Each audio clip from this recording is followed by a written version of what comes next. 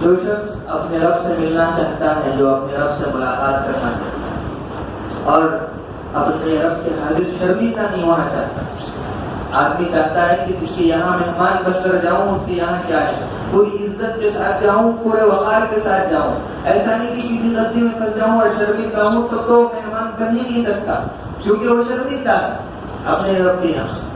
تو اللہ نے فرمایا فمن کان یرجو لقاء ربہ، اور ملاقات کا شوق کسے نہیں ہے؟ ملاقات کا شوق تو اللہ رب العالمین کا موسیٰ علیہ السلام کو کوہ طور پر لے کر گیا، اور اللہ رب العالمین کی تجلیات فلما تجلى ربه للجبل جعله دكا وخر موسى صعقا فلما افاق قال سبحانك۔ اللہ رب العالمین کی تجلیاں جب پڑھی تو کیا ہوا؟ کانٹے دار درخت بھی پھول کے ہو گئے، اور وہاں جو چشمہ کھارے پانی کا تھا وہ بھی میٹھا ہو گیا۔ یہ اللہ تعالیٰ کی تجلیاں ہیں۔ اب ذرا سوچیں، جو بندہ اللہ کی یاد میں ہر وقت تڑپتا ہے، اس کے دل میں اللہ کی تجلیات اترتی ہیں، تو اس کی دل کی کیفیت کیا ہوگی؟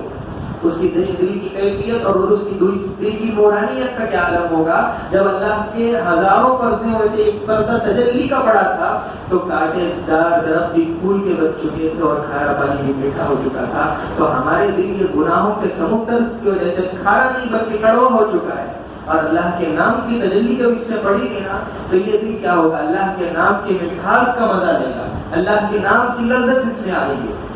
تو اللہ نے فرمایا فمن کان یرجو لقاء ربہ فلیعمل عملا صالحا، جو مجھ سے ملاقات کرنا چاہتا ہے، جو مجھے دیکھنا چاہتا ہے، میرا عاشق، میرا محبوب، جس نے اپنی زندگی کیا ہے اللہ کے لیے لٹا دی، مٹا دی، اور ہر فعل اللہ کے لیے کیا اور ہر گناہ سے بچ گیا تاکہ میں اللہ کو کیا منہ دکھاؤں گا۔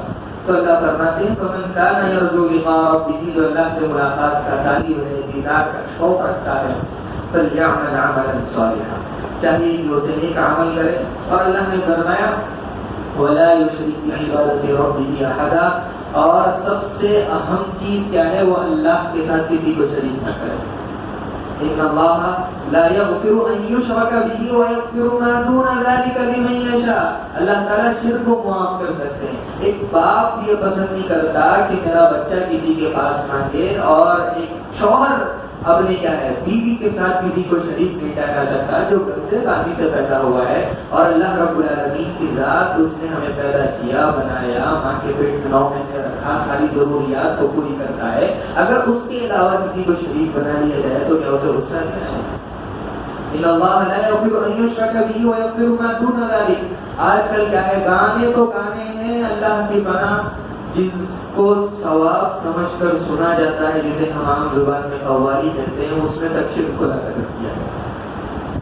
مشہور قوالی ہے محمد کے شہر میں، کسی نے غور کیا ہے نہیں کیا ہے، لیکن اس میں ایک شعر ہے کہ میرے پلے میں وحدت کے سوا کیا ہے، جا لینا ہے تجھے محمد کے شہر میں، نعوذ باللہ من ذلک۔ وہ ایک شاعر اپنا عقیدہ تو ہے شرکیہ، لیکن لوگوں کے ذہن میں بھی شرک کر رہا ہے کہ میرے پاس کیا ہے، وحدانیت کے علاوہ، ایک ہونے کے علاوہ کچھ نہیں ہے، میں دینے والا میں دے نہیں سکتا، لینا ہے تو کس کے پاس لینا ہے؟ محمد صلی اللہ علیہ وسلم کے پاس۔ ایسا نہیں ہے، بلکہ ہر چیز اللہ ہی سے مانگنا ہے۔ ادعونی استجب لکم، تم مجھے ہی پکارو، ترجمہ ہے مجھے پکارو، لیکن میں اس کا ترجمہ کرتا ہوں تم مجھے ہی پکارو۔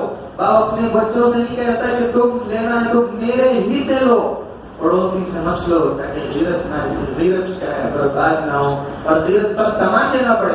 اسی طرح اللہ رب العالمین کو شرکت بالکل پسند نہیں ہے۔ اسی طرح اور ایک دوسری قوالی ہے، کیا ہے؟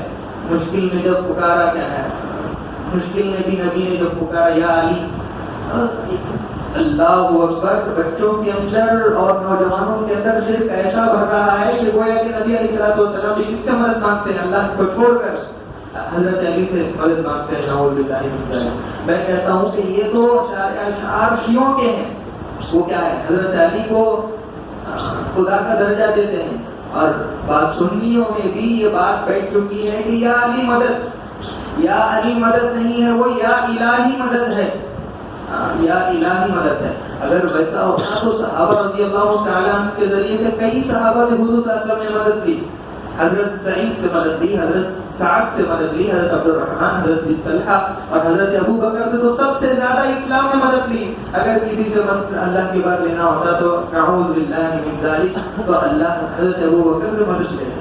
ایسا نہیں ہے انسان حضور اصل کیا ہے، یہاں یہی فرما دیا انما انا بشر مثلکم یوحی، میں تمہاری ہی طرح بشر ہوں، لیکن اس میں کچھ فرق یہ ہے کہ مجھ پر وحی اتاری جاتی ہے۔ اب انسانیت کا تقاضا یہ ہوتا ہے کہ دنیاوی چیزوں میں اس سے مدد مانگی جاتی ہے۔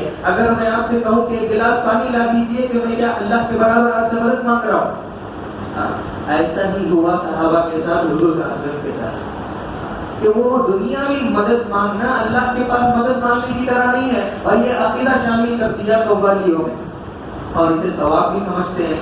اس طرح گانا سننا کیوں حرام ہے؟ اس لیے کہ اس میں میوزک، گانا بجاتے خود اگر اس میں شرکی الفاظ نہ ہو، بے حیائی کی باتیں نہ ہو، صرف اشعار ہو تو سننا جائز ہے، اگر اس میں میوزک ڈال دیا جائے تو حرام ہے۔ اور اسی طرح قوالی سننا گانے سننے سے زیادہ حرام ہے۔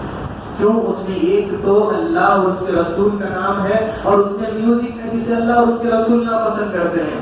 اب کوئی اگر کھانے کے ساتھ پاخانہ کھائے اور یہ سمجھ کر کھائے کہ بڑا لذیذ ہے اور صحت مند ہے، تو یہ سب سے بڑا بیوقوف ہے۔ اللہ نے فرما دیا ہے، نبی کی فرما دیجیے قل لا یستوی الخبیث والطیب، کہ پاک اور ناپاک چیز دونوں برابر نہیں ہو سکتے۔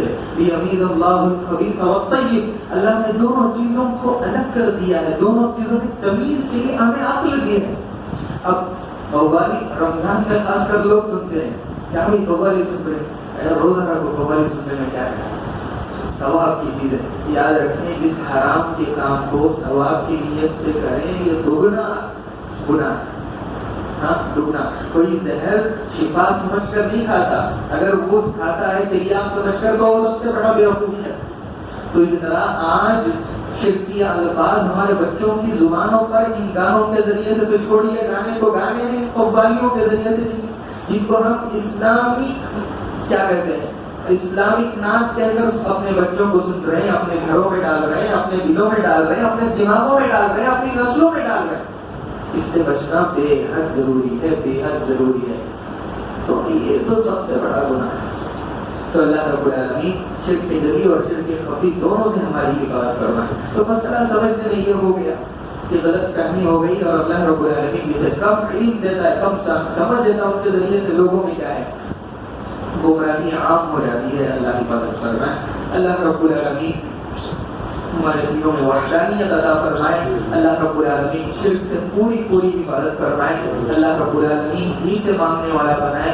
اللہ رب العالمین اسی کا محتاج بنائے، غیر کا محتاج نہ بنائے۔ اللہ رب العالمین اپنے حفظ و امان میں رکھے۔ اللہ ایمان کی سلامتی عطا فرمائے، موت ایمان پر ہمارا خاتمہ ہو۔ اللہ رب العالمین اسے پسند کرے۔